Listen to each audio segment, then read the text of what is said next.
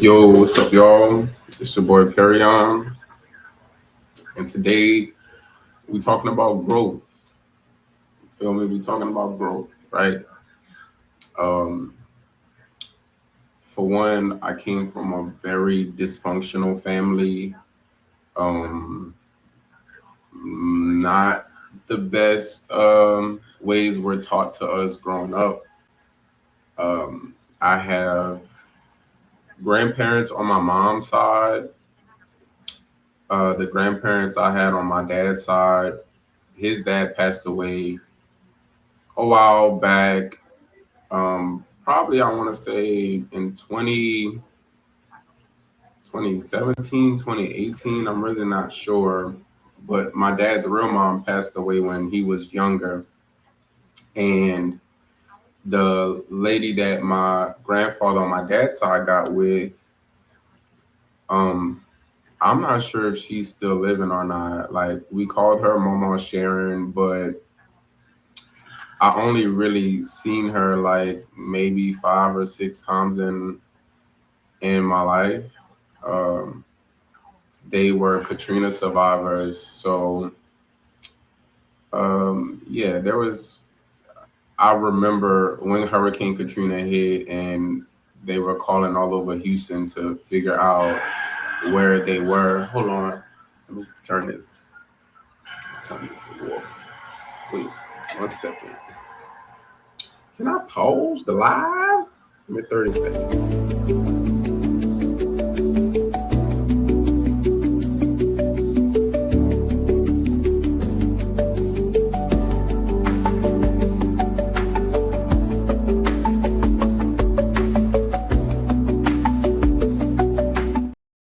All right, cool. We back.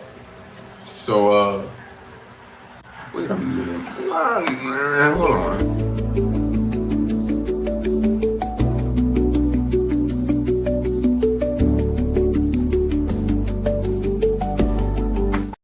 So um, yeah. I remember they were calling all over the place to see where they were, and how can we pick them up. But now, mind you, I've these are my grandparents on my dad's side, so I never really got to experience the real mama and papa to the full effect, right?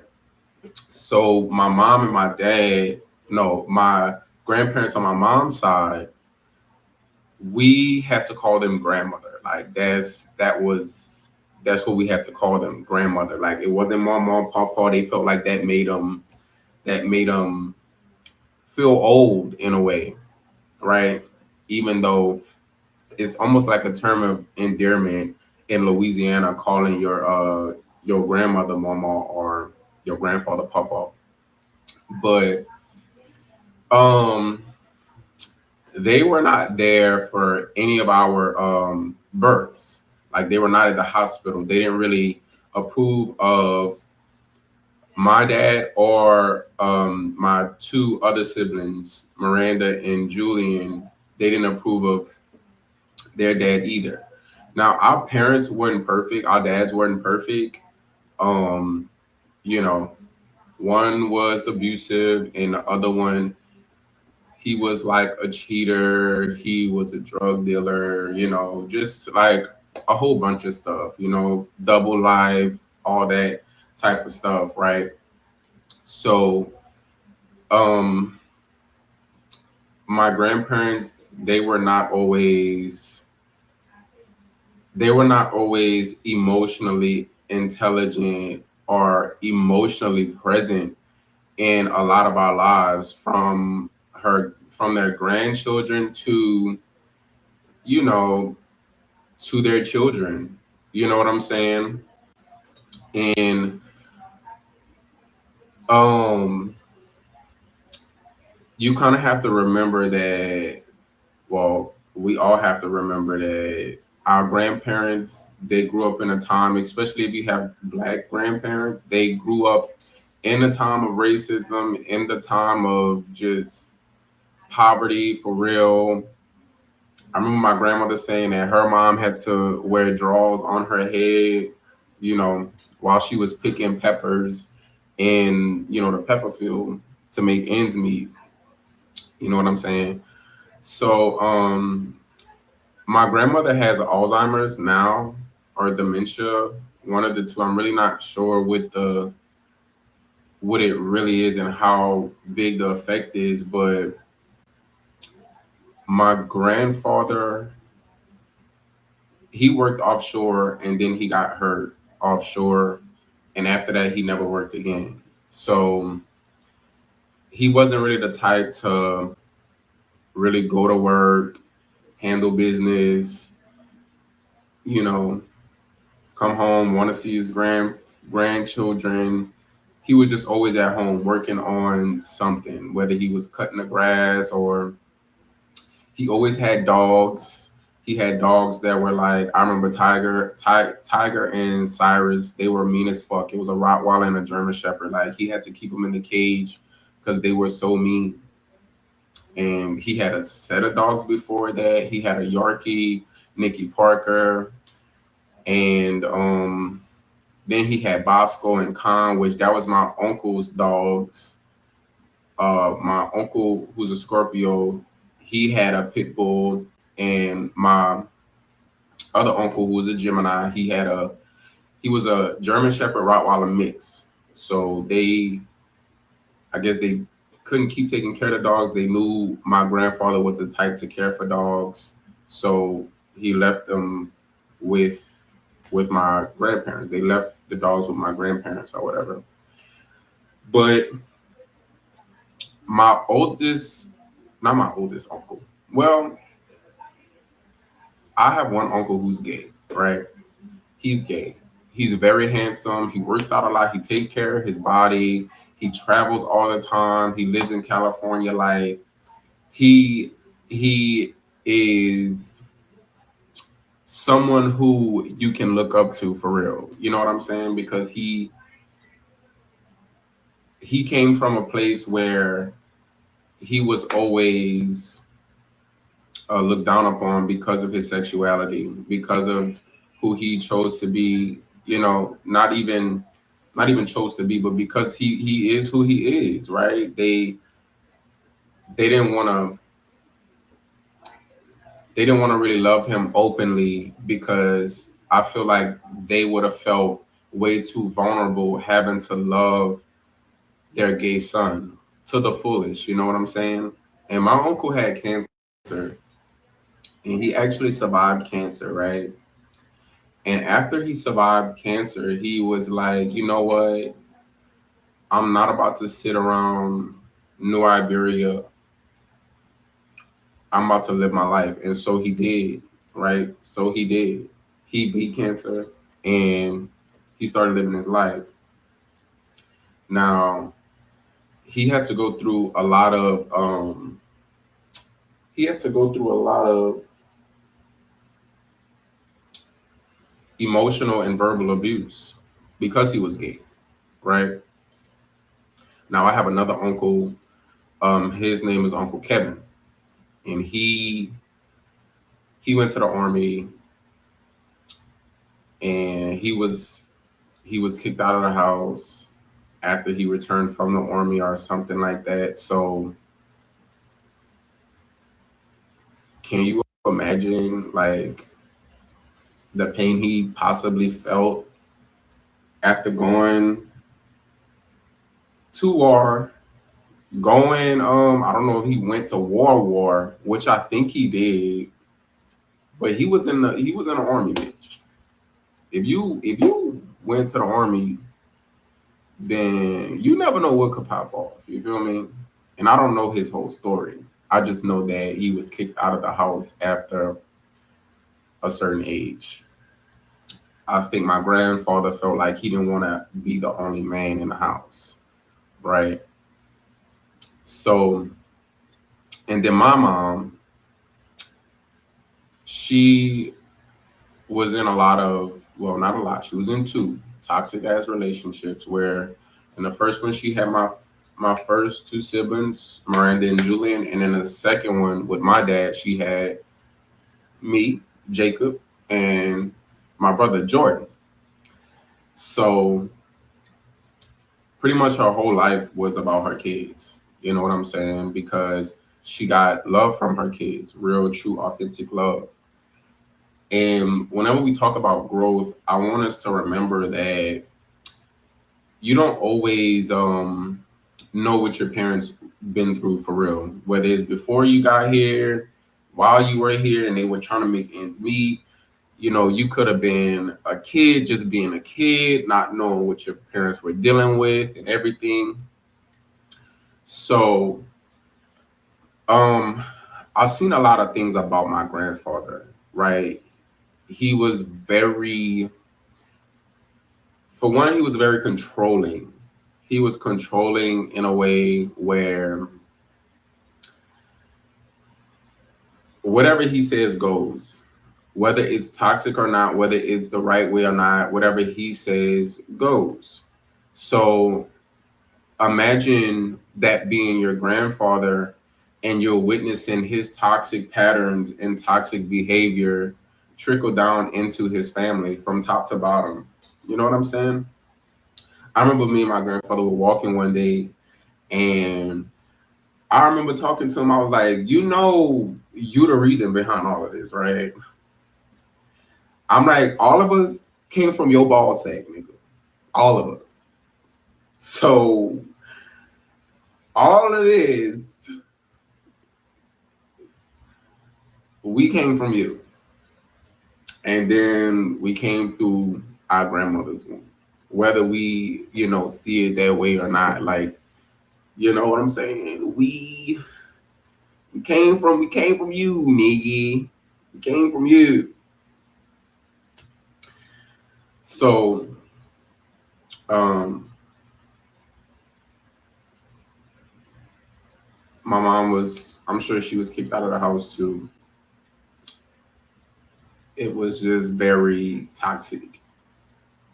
Like all the toxic things that could have possibly went on, during that time, I'm sure it did.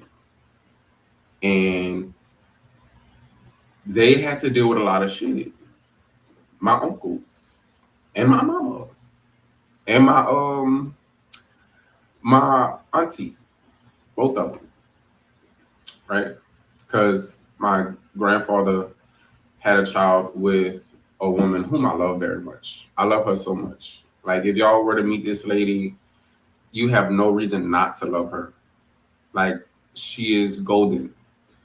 So he had kids with her too, and that's how I got my T Kelly, and I got my T Melissa that way. But toxic patterns didn't stop because people were being born, right? So um I remember getting the energy from my grandfather one day that he didn't want kids, period, whether we were here or not, which is a kind of sucky energy to get from your grandfather because you you love him, right?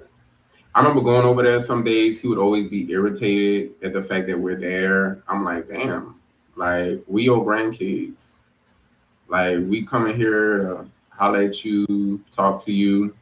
And if he would be cutting the grass outside, my mama would be like, go outside, see if your grandfather need help. And I would dread it. I would dread it.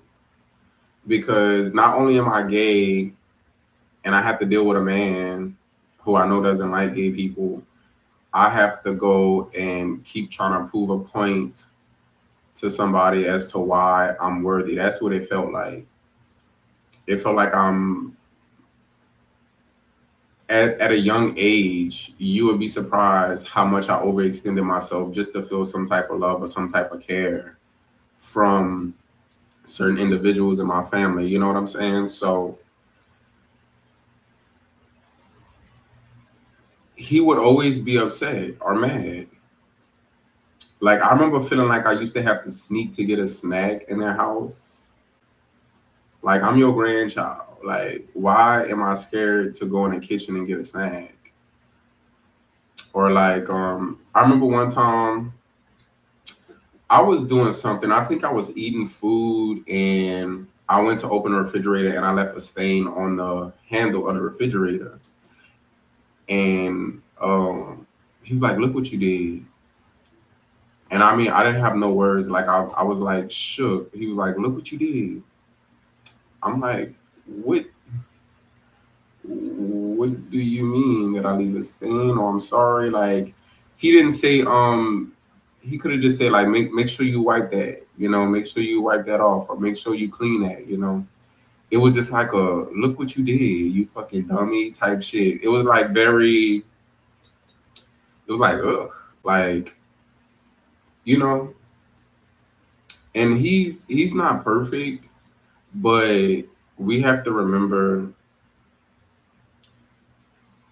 you're gonna feel when somebody wants you around, when they you're gonna feel when somebody wants to take care of you, you know, because that's a real pure authentic feeling, you know what I'm saying. I seen a girl, this lady that I rock with, Tarot on Deck. She was like she said most real things are most fake things come from something that was real. You know what I'm saying? And love is pure. Like love is a real thing. It's trust me, you're gonna know when love is real. And I'm not gonna say he didn't love me. It's just it was to an extent that I felt the extent in which he loved me, which you never want to make anybody in your life feel like that. Not yourself, not your family members, your siblings, your nieces, your nephews, nobody. You never want them to feel like like they're not worth it. Like they're not worth the time. They're not worth the patience. Like love is patient. It takes time, right? But yeah, my grandfather was me. And and I wasn't as like I was fat as a kid. I was fat. You know what I'm saying? So if I were to overeat or if I were to be eating, period, it would be some other shit, right? I couldn't even enjoy my fucking food. Like I was just always on edge about something, whether it was about being gay or about being fat, anything, anything. Like so. Now my grandmother, she she was a nurse, right? So she was very smart. But I witnessed her give a lot of her life to her husband and gave her children nothing. You feel what I'm saying? Gave everything to her husband, who barely really worked, didn't really work, went offshore for some time, and that was it. Came back into my mom's life at the age of 12, started demanding shit, started just bestowing his toxic ass ways onto this family. Now, my youngest uncle, his name is Ray Michael, right? He was the baby at that time,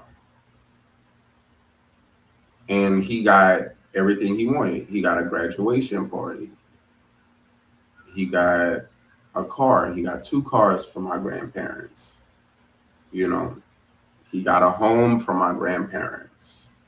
They would get in a car and go see him in Atlanta when he lived in Atlanta. And he went to see my Uncle Aaron too, but they really babied him, which enabled a lot of behaviors. You know what I'm saying? So I have three Scorpios in my family: me, my nephew Fabian, and my uncle, um, Ray Michael. So recently, like, I kind of feel like we started getting fed up with a lot of things that this family has been, our family has been dealing with. putting up with, and everything. And something kind of shifted to where we started challenging each other a lot, you know, and we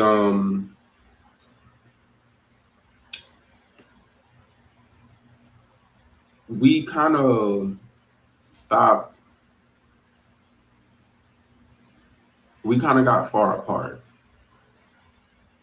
And I was telling my mama, like, there's this thing. I feel like there's this thing in people's mind where they, after they get to a certain age, they feel like they're gonna stop. They told themselves at one point, like, okay, I'm no longer doing that, no matter what it is. I feel like they set a certain boundary up after a certain age, and they're like, I can't care too much about what's going on in your life because I have my own life, which is totally fine. You know what I'm saying? In order to stay healthy, stay sane, you can't always worry about what's going on in somebody else's life. But we have to remember, like, love doesn't, like, you're never going to fall short for showing love and telling people how much you care about them and being open. Like, loving on your people, you're never going to fall short. God is going to make sure of that you're not going to fall short. You know what I'm saying? So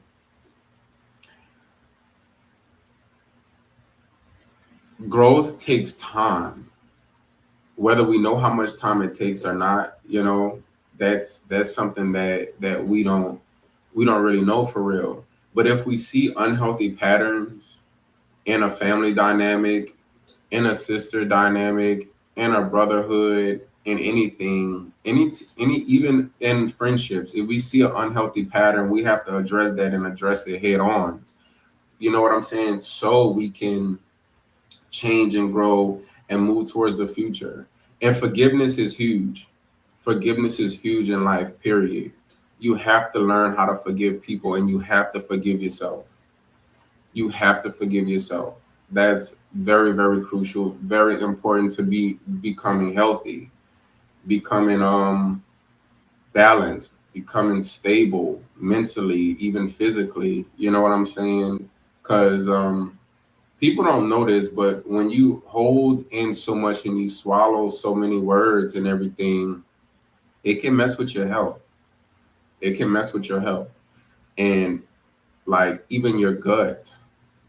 Like you have to remember to take care of what you ingest and digest. You know what I'm saying? Because it can mess with your health.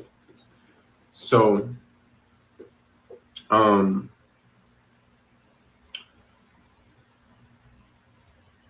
I'm gonna tell y'all a story, right? And it took us a long time to get here, but like we are going with the flow. We moving, you know, to the beat of our own drums, but at the same time, we still trying to work together and get it right, you know. So my grandparents, they have two houses. Well, they had two houses, right? And they had a old red Ford truck. They had a Ford Expedition 2004, 2005, and then they recently bought a Cadillac. My mom is the only one who, my mom and my uncle Mike is the only ones who live in the area to take care of them, make sure they're good, make sure they're okay. Now my mom has been trying to care for them for the longest time, but there was a time when we didn't have a car, we didn't have no way to get there, and my mom was trying to tell him like, "Yo, if you give me one of the cars, which the Expedition specifically, because she didn't, of course, she don't want to be driving around in a old ass truck. Like, let's be real. She like, if you give me the Expedition, I can come see y'all." And for the longest time, they were going to give us the Expedition, so we could get around, move around, and like they just kept giving us the runaround. And like my grandmother has dementia, but she's not the state of dementia she's in is not that severe for her to forget things like that. You know what I'm saying? So it got to the point where my mama even started putting insurance on the truck without even having the truck. The truck was still sitting at my grandparents' house. And she was like, there's no way I can help y'all if I don't have no way to get to and from Liberia. So they telling us that they're gonna give us the truck. They don't give it to us. They telling us they will, then they don't. And like I didn't notice how petty my grandparents are. Like really think about this, y'all. Like I don't have any grandparents, right? Well, I do, but just think about the fact that you're a grandson, right? You're a grandchild, and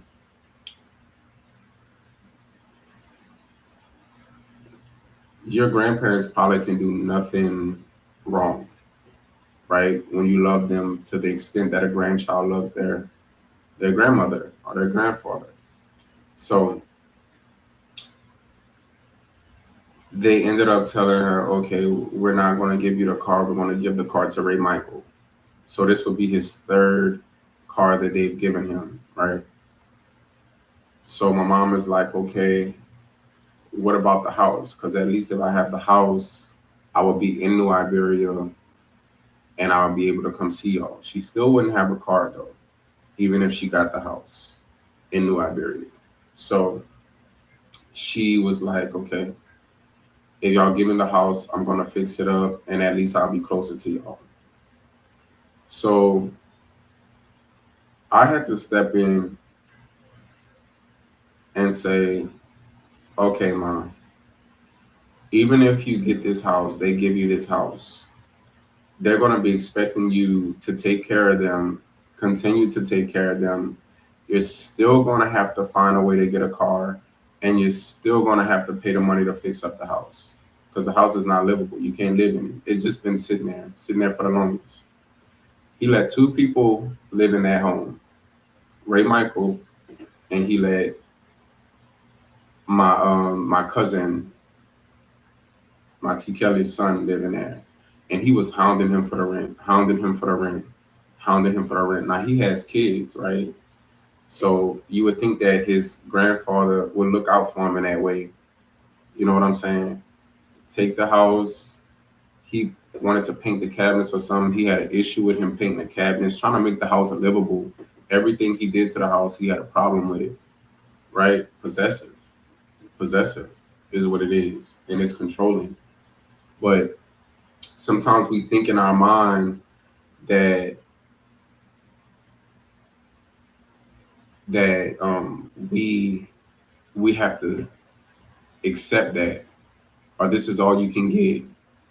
You know what I'm saying? Because the people who we thought were gonna help us out or step in because that's the role that we feel like they should play, they didn't do that, or they didn't, you know, they didn't even want to step in and help you in that way. So you kind of start feeling like you just have to accept the bare minimum, or you have to deal with, right? You just have to just deal with it because you need this person. You need this person. And when people take advantage of you because you're in a vulnerable situation or a vulnerable state of mind, or they see that you're dealing with something, so they're going to use it to their advantage, like whether they know it subconsciously or not. Like that's not a healthy place for you to put yourself in. You know what I'm saying? So they give her the house and we have to clean out the house and everything, which we did. But my grandparents, when they call on the phone, they don't understand that you can, if you don't hang up or if the person doesn't answer, then there's an answer machine, right? That records you. They record the conversations that you say. So this is what really struck a nerve, and this is what really made me realize that when people show you who they are, you have to believe them no matter who it is, right? So my mom was going through their house one day trying to clean it up, the house that they're in now, and she found a note. And the note said, it was almost like a will, basically like a will. It was like, I'm going to give this much money to this kid, well, this much money to Kevin, this much money to Aaron, this much money to Michelle. and my brother Julian was playing basketball at the time. This was in 2010, and Julian was on fire. Like you couldn't fuck with my brother on a basketball court. Like you probably still can't, but he was in um he was in high school playing ball, and on a note it said, I'm going to give Julian this much money, and he could split it between his little brothers. Now, our name wasn't mentioned in the note. It just was he can split it between his little brothers. What made me feel some kind of way, but what really fucked me up was my sister wasn't even in that note. Nowhere in that note, and she was the firstborn child. You know what I'm saying? So it just showed me how much they think about her. You know. So that was the first thing. I was like, damn, do they really care about us or not? You know what I'm saying? It hurt my feelings, but I said we talking about growth here, right? So then they were on the phone one day, and we were trying to do like a little seafood boil or whatever. And Miranda was like, it'll be nice, if y'all can help out, throw us a little money so everybody could, you know, pitch in. Like you the grandfather, right? We used to have a lot of crawfish balls back in the day, but this is something new. This is a new era. So she was just asking for a little help, this and that. Didn't say a price, didn't say how much she needed or none of that. She just was like, if you could pitch in, then you could pitch in. Now on the voice recording, on the voicemail, he claimed that my sister asked him for $400, which was cap as fuck. Like my sister never asked him for $400, like period at all. Never, ever asked him for money. She just asked for help, for assistance. But once again, they don't know that they're on voicemail and we can hear this. Like we literally can hear their conversation. So in my head, now, come on now, y'all. I love to give the benefit of the doubt. You know what I'm saying? Because I love to give people room to grow. Because I expect people to give me room to grow. You know what I'm saying? So I'm thinking, okay, what if he just old and he just doesn't know? What if he just doesn't know? I was thinking, like, what if he's just old? Like, what if he just doesn't? What if he literally heard that, even though that's not the case? Like, I was literally trying to find every excuse as to why this man would say something like that and lie on my sister, right? And I couldn't find one.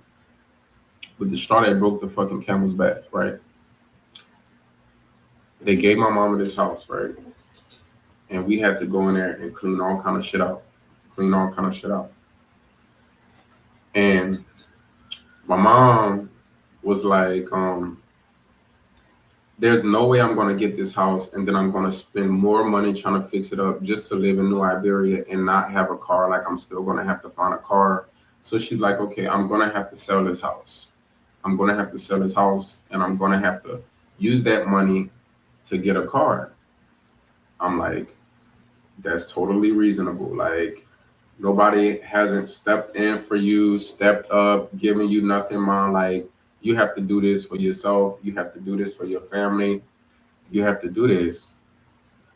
And she was getting ready to sell a house. Well, she is getting ready to sell a house, in the process of selling the house. They called on the phone one day because my uncle has a truck, the red truck that they gave him, that they bought him a long time ago. That's 3 cars, right? 3 cars. One of the cars is still parked at that house. And my mom told my uncle, yo, you gotta come move this. You gotta come move this car because I just need it gone. I don't think she really wanted to tell him that she was selling the house, but she was like, yo, you gotta come move this car. So once they found out that my mom asked him to move the car, they was calling my mom, but my mama didn't answer. And here comes the voicemail. I'm like, okay. My mama said, come listen to this.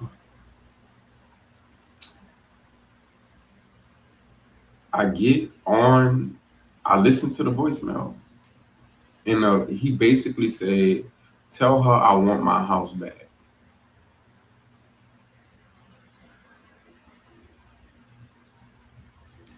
Tell her I want my house back.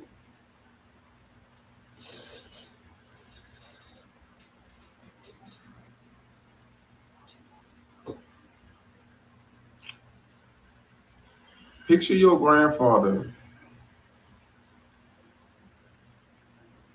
Indian given to you. Picture him telling you he gonna do this, telling you he gonna do that, telling you, and he yanking shit from underneath you, right? I lost respect. I lost respect. I lost respect from him. You know what I'm saying? And it made me realize sometimes you have to be the change because not everybody's on a path to change. Some people want to take it with them. Some people think they could take the money, take the cars, take all that with them. Nah, it's the impact that you leave. It's the impact that you leave behind. You know what I'm saying? And that just showed me how much he didn't really care for my mama or care for us as his grandkids. And he wonder why we don't want to go over there and see him. He wonder why we don't all pack up in one car, go check on him, this and that, because he's selfish, y'all. He's selfish. And I guess for me, I'm 24 years old. It's hard to fathom even the thought of having grandparents that's that selfish, but they are. They are. Like, when I tell you, like, I got numb after that shit. Like that's why, like a lot of my feelings, a lot of things don't phase me because of the shit that I've been through. I've been through a lot of bullshit, unnecessary bullshit. You know what I'm saying? So yeah, he was like, "Tell her I want my house back." I'm like, "What? Really? That's fucked up. It's fucked up."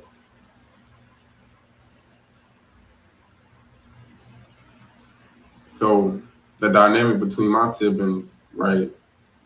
You got Jordan. Jordan's an artist. He's super tall. He played basketball. He's dope. He's very intellectual, smart dude. You know what I'm saying? Quiet person. Don't really like to get into all that shenanigans and whatnot. You got Julian. Julian is a big stepper. He's huge, like smart. Julian will fuck you up. Like that's just what it is. Don't take no bullshit. You know, he is kind of hot headed sometimes, but me and him, we kind of like in that way. You got Miranda. Nah, she's a teacher. She's very intuitive, very smart. Very much so. I have to keep my heart guarded because of the shit she went through. She went through a lot too. She's the oldest, right? And she's a girl. So, she's very protective, you know, over who she loves and herself.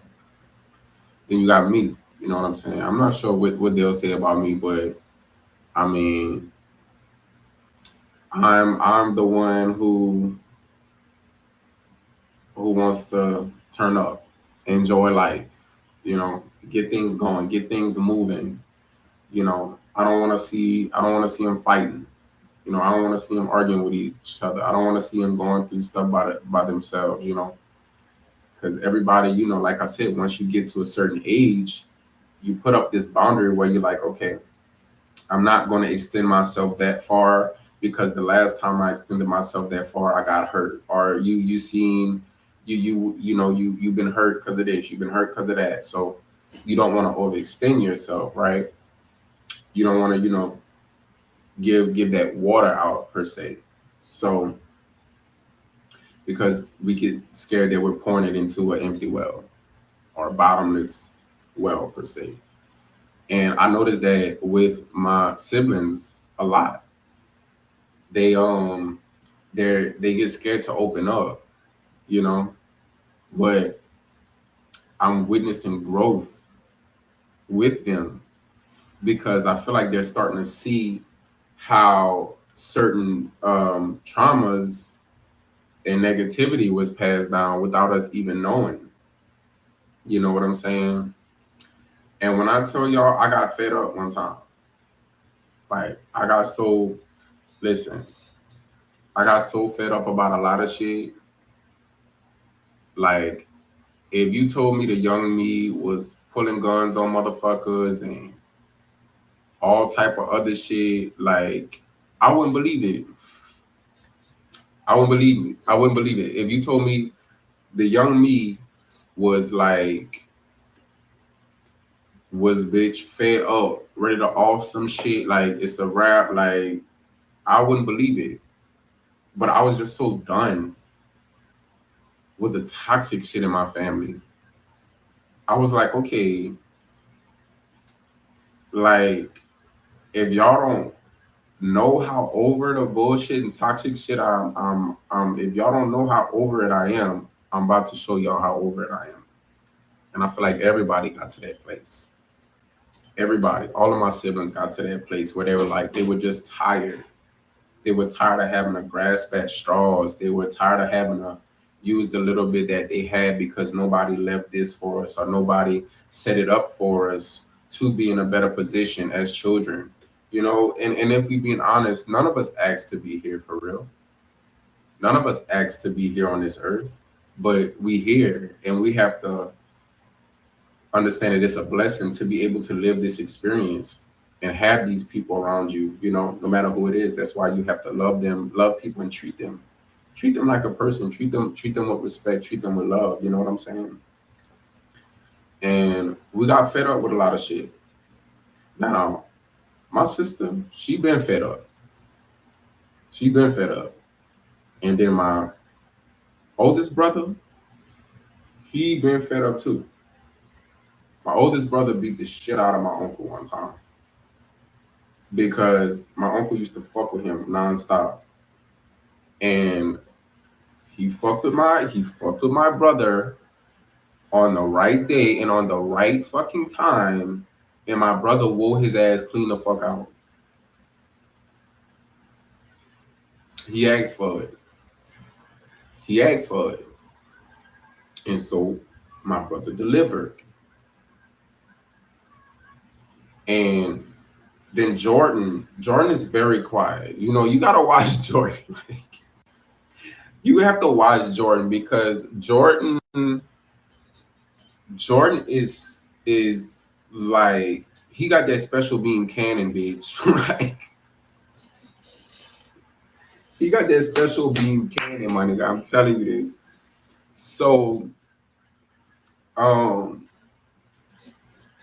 when Jordan gets fed up, like he doesn't say much. He doesn't do much. I feel like he feels things on a different level, on a deeper level, and I feel like that's where we connect the most.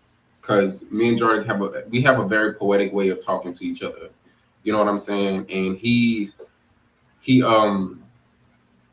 we kind of get tired of taking on people's burdens, my siblings and I. But it used to be so hard for us to get together and enjoy ourselves because of the emotions that we harbor, right?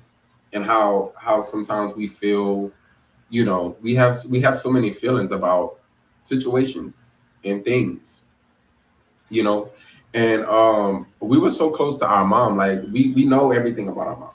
Like we know everything about her. So we took on a lot of her burdens too, you know, and we were trying to do our best to heal her, and we are doing our best to heal her. We are doing what it takes to try to put her in a position, be more comfortable, be more happy. Like my mom is almost 60, you know, and we want her to be happy, you know, living out her golden days. So I think we kind of put our foot down.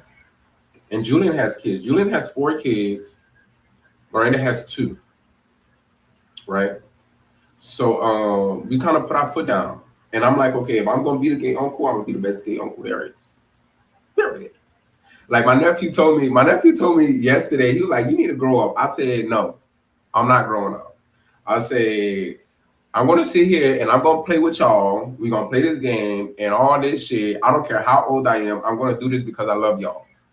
And my niece Isabella, she was like, "Yep, that's right." She was like, "That's right, Uncle Jay." And I'm like, "You right, girl. Like that's right. I'm here to give y'all that love that I never had, right?" And that's the growth in a situation. You feel me? That's the growth in a situation. It brings tears to my fucking eyes, dog. Because that's the growth in a situation. We weren't always given the tools. You know, we weren't always given a fair chance, a fair shot. But if you love and be patient and take your time with the people that surround you, I can guarantee you God is going to bless you and he's going to make sure it works out for you. He's going to make sure it works out for you. You understand? And we have to be careful what we tell our kids, right? Because kids love their parents so much, they don't see the fault. They don't see the fault in some of the things they do. They just ready to ride for their parents. But when you tell kids certain things, they hold it close to them, right? So just be careful what you tell your nieces, your nephews, your sons, your daughters. You know what I'm saying? Because they start to feel what you feel, whether you know it or not. You know what I'm saying? And let me put some lip balm on these motherfucking lips here, y'all. Gee, okay. But that's the growth in the situation, y'all. And I ain't mean to cry. But I'm telling y'all what I know. Okay? That's the growth in the situation. So, for the first time ever, my nieces and my nephews came sleep over with their Uncle Jake. And I was like, okay, this is my time too. This is my time to do my thing, man. Wait to do my thing. It's my time to do my thing. And we enjoyed each other, right? And don't enable certain behaviors with your children, you know. Don't spoil them too much. You feel me? Don't spoil them too much because that enables certain behaviors in them, right? And you want to make sure, you know, they ain't getting into trouble or they, you know, at the end of the day, they're going to grow up. They got to be human. They have to, you know, live in this world, live this human experience. So when I tell you, like,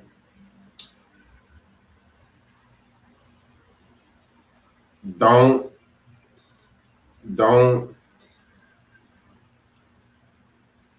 be scared to challenge unhealthy patterns because there's going to be immense growth in that, right? Don't be scared to speak on what's wrong. Speak on something that's unjust. Speak on something that's not right. Because God is going to see that you're trying to break unhealthy patterns, whether it's within your family, whether it's within your world, in a love life, even at work. I had experience at work where I was like, okay, I literally see this is not right. I'm not about to keep putting up with this shit. Like, I know it's not right. Don't tell me to put up with it. I'm not putting up with it. Y'all can fire me. Y'all could say whatever you want. I'm not the type that's just going to take shit. Like, I'm just not going to take bullshit because, like, my entire life, I had to just keep taking bullshit, bare minimum, breadcrumbs, like, small little bitty pieces. Like, I'm not going to give you all the love in my heart because what about me? What about me type shit? Like, no. Like, that's not cool. That's not cool. Do not be scared to challenge unhealthy patterns, y'all. Literally, do not be scared of that, right? And seeing your nieces and nephews grow up, you like, damn, y'all just was babies. Y'all just was babies. Y'all speaking full sentences now and shit. Like, yo, that is so wild, man. It's like a crazy experience. Like, now imagine if that was my kids. I'd be like, yo, they are growing up so fast, and they literally are, y'all. But you cannot be scared to challenge unhealthy patterns, because there's growth that comes with that. And be patient with those that you love on those that you love. Don't be in a rush to do anything. No one should be rushing you. Um, don't rush yourself. If you need to sleep a little longer, sleep a little longer. If you need to take a longer shower, take a longer shower. You know, sometimes, do that thing that, find any reason to celebrate. That's how I look at life. Find any reason to celebrate. You know what I'm saying? Stay humble at your peaks, at your highest, so God can bless you with more. Don't develop an arrogant heart. You know what I'm saying? Don't move with an arrogant heart. Move with grace. Move with love, light. You know what I'm saying? And if somebody pisses you off, then you if you get upset, if you feel misunderstood, vocalize that. Ask God for clarity before you vocalize certain things. Ask God to help you think certain things through before you vocalize things, because you never want to say something that can cause turmoil, or that can cause things to trickle down into something else. Ask God to filter. Ask God to filter. You know what I'm saying? Filter your experience, filter your water, filter your mind, filter your spirit, filter your throat chakra. Ask God to filter. You know what I'm saying? So things can grow properly. You feel me? So yeah. And growth is new. Growth is a new experience. Sometimes you don't always know where you're headed. Stop rushing to get to a certain place. Enjoy the experience. So I just wanted to come on here and share that with y'all. You know what I'm saying? I love y'all. I appreciate y'all. And yeah, don't be scared of growth. Don't be scared of change, right? Stay prayed up. Everything works itself out in the end. So if you're stressing about something, stop stressing. Okay? All right, y'all. Be breezy.